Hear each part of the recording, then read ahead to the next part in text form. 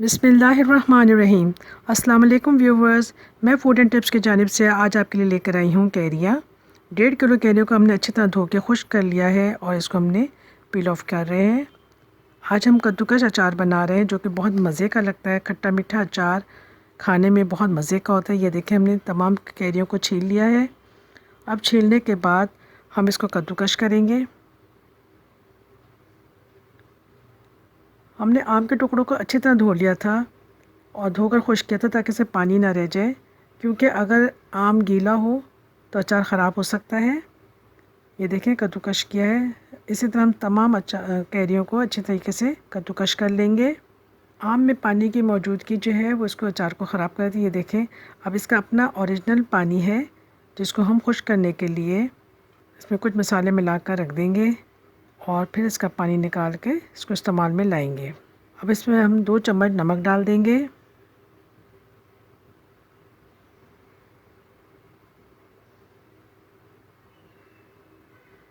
आधी चम्मच हम इसमें लाल मिर्च पिसी हुई डालेंगे। 1 चम्मच हल्दी डाल देंगे।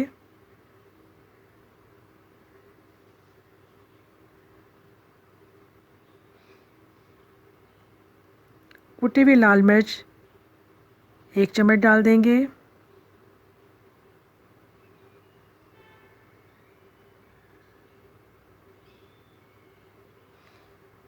कश्मीरी लाल मिर्च 1 चम्मच इसमें शामिल कर देंगे और इसको चमचे की मदद से अच्छी तरह मिक्स कर लेंगे ताकि तमाम मसाला अच्छी तरह कद्दूकस कैरियों पर लग जाए।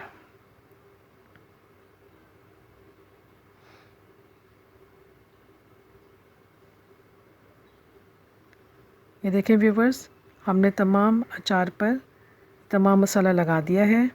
अब इसको हम 6 से 8 घंटे के लिए रेस्ट देंगे ताकि ये अपना ओरिजिनल पानी खुश्क हो जाए। तो हम इसको अच्छी तरह निचोड़ के फिर हम इसमें बाकी मसाला जार डालेंगे। अब हमने जो कद्दूकस अचार किया था उसके लिए हमने लहसुन के गड्ढे ले लिए साबुत, कलौंजी ली है आधी चम्मच, ज़ीरा लिया आधी चम्मच, 200 चम्मच सौंफ ली है, मेथरे लिए 1 चम्मच और सरसों का तेल उसको हमने गरम करके ठंडा कर लिया है। तवे को हमने गरम करके अब उसको दरमियानी आंच पर मेथरों को हल्का सा सेक लेंगे। फिर इसमें हम 2 चम्मच सौंफ उसको भी डाल के हल्की सी भुनाई कर लेंगे। अब हम इसमें सफ़ेद ज़ीरा भी डाल देंगे।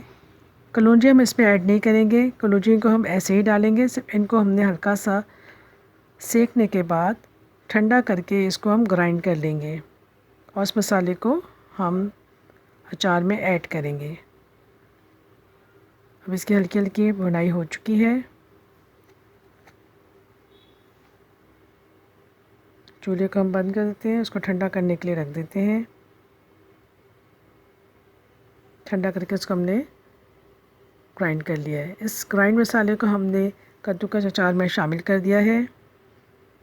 लहसुन को मैंने बारीक बारीक काट लिया था, ये कलौंजी भी शामिल कर दी है। नमक हम दोबारा डालेंगे क्योंकि इसका हमने पानी खुश्क कर दिया था तो नमक थोड़ा हल्का हो गया था और अचार में नमक थोड़ा सा तेज़ अच्छा लगता है। चीनी भी हमने आधी चम्मच इसमें डाल दी है और जो लहसुन हमने बारीक बारीक काट के इजाफी इसमें डाला है, ये अचार को और भी मज़े का टेस्ट देते हैं। अचार को हमने धो के खुश्क कर लिया है अच्छे तरीके से और ये तमाम मसाले और लहसुन हम मिक्स कर देंगे और जार को खुश्क करने के बाद अच्छी तरीके से ये सारा अचार अब हम इसमें डाल देंगे। आम में पानी की मौजूदगी अचार को ख़राब कर सकती है, इसलिए जार को मुकम्मल तौर पे साफ़ और खुश्क करना चाहिए वरना अचार ख़राब हो सकता है। और कोशिश करें कि जार का मुंह छोटा हो ताकि ऑयल ऊपर की तरफ आए और शीशे का जार हो तो ये ज़्यादा अच्छा रहेगा। अब जो हमने सरसों का तेल गरम करके ठंडा कर लिया था उसको हम ऊपर से डाल के चम्मच की मदद से तमाम अचार को ऊपर नीचे कर देंगे ताकि इस ऑयल अच्छी तरीके से रच बस जाए और हमारा अचार ख़राब ना हो। ये देखें व्यूवर्स, अचार तकरीबन तैयार है। इसको आप अपने डाइनिंग टेबल पर रखें, दाल चावल के साथ खाएं, सब्जियों के साथ खाएं या पराठों के साथ खाएं। बहुत मज़े का देता है। व्यूवर्स, अगर आप मेरे चैनल पर न्यू हैं तो मेरे चैनल को सब्सक्राइब करें, बेल आइकन के बटन को प्रेस करें। हम ज़रूर मिलेंगे, जल्दी मिलेंगे इंशाल्लाह। अल्लाह हाफ़िज़।